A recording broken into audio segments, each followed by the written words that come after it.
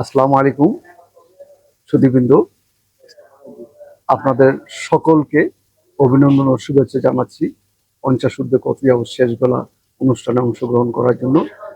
প্রাণবন্ত এই অনুষ্ঠানটি আপনাদের জন্যই আলোকিত হয়েছে। আমরা প্রবীণ নাগরিকদের মূল্যায়নে এবং বৃদ্ধাশ্রম নয়, পরিবার হোক সুরক্ষিত বাসস্থান, এই লক্ষ্যে কাজ করে যাচ্ছি। আপনাদের সমর্থন, সহযোগিতা, সহায়তা সবই আমরা পেলাম। 6/7/2024 শনিবার যে অনুষ্ঠানটি হয়ে গেল, সেই অনুষ্ঠানে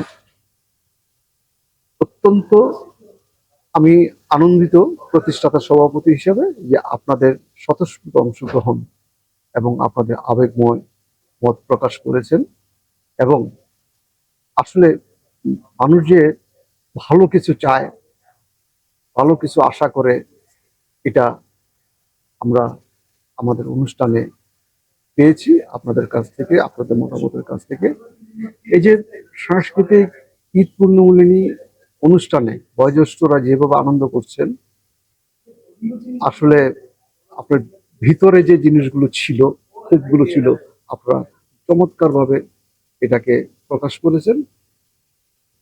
এই প্রকাশনার মাধ্যমে কিছু ক্ষোভ আপনাদের আমরা অনুভব করেছি যে আবদ্ধ একটা জায়গা থেকে আপনারা বেরিয়ে আসছেন এই সংগঠনের মাধ্যমে। আমরা আশা করি যদি এভাবে আপনারা আমাদের সাথে থাকেন, আমরা সামাজিক এই অবক্ষয়কে রোধ করার জন্য চেষ্টা করব। এবং আমরা চাই পৃথিবীর সকল প্রবীণ নাগরিকবৃন্দ যাতে শেষ জীবনে যাতে একটু এরকম বিনোদন, হাসি মশকরা করে এবং নাতি নাতনির সাথে একান্নবর্তী পরিবারের মধ্যে জড়িয়ে থাকতে পারে।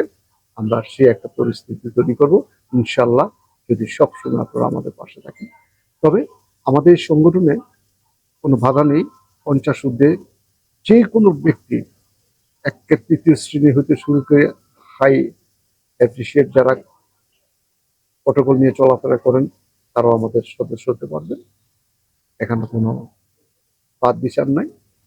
মসজিদে যেমন আমরা নামাজ পড়ি কাতারে দাঁড়িয়ে, এখানে ধনী গরিব কোনো ভেদাভেদ থাকে না, ঠিক আমার সংগঠনে কোনো ভেদাভেদ নেই, সবার সমান অধিকার।